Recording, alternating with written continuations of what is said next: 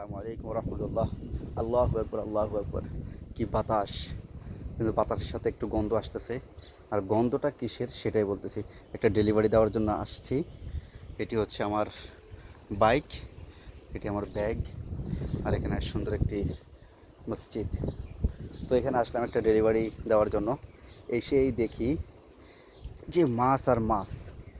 এখানে ব্রয়লারের জন্য হচ্ছে সরি, মাছের জন্য হচ্ছে ব্রয়লার মুরগি ছেড়ে দেওয়া হয়েছে, যে মুরগিগুলো মারা যায়। হ্যাঁ, এগুলো হচ্ছে এখানে ফেলে দেয়।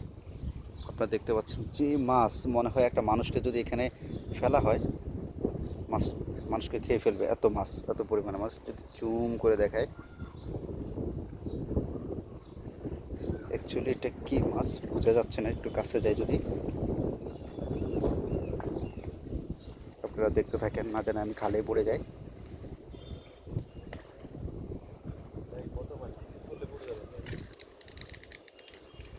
বিসমিল্লাহ। খুব ভয় ভয়ে আসলাম, জাল টাল আছে, আবার সাপটা পাটকায় না তো। আমি আবার সাপকে খুব ভয় পাই। আপনারা দেখতে পাচ্ছেন, ও হো হো হো হো, ওই যে একটা মাছ মারাও গেছে। এই যে দেখতে পাচ্ছেন,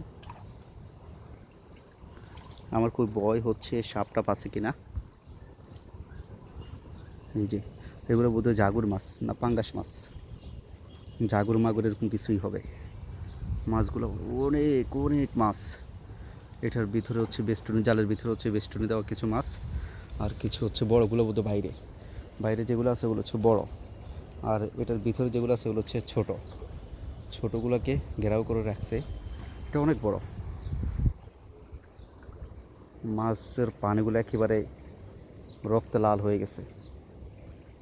যাই হোক, আমার খুব ভয় লাগতেছে। হু হু হু হু হু। ঠিক আছে, ধন্যবাদ, আল্লাহ হাফেজ।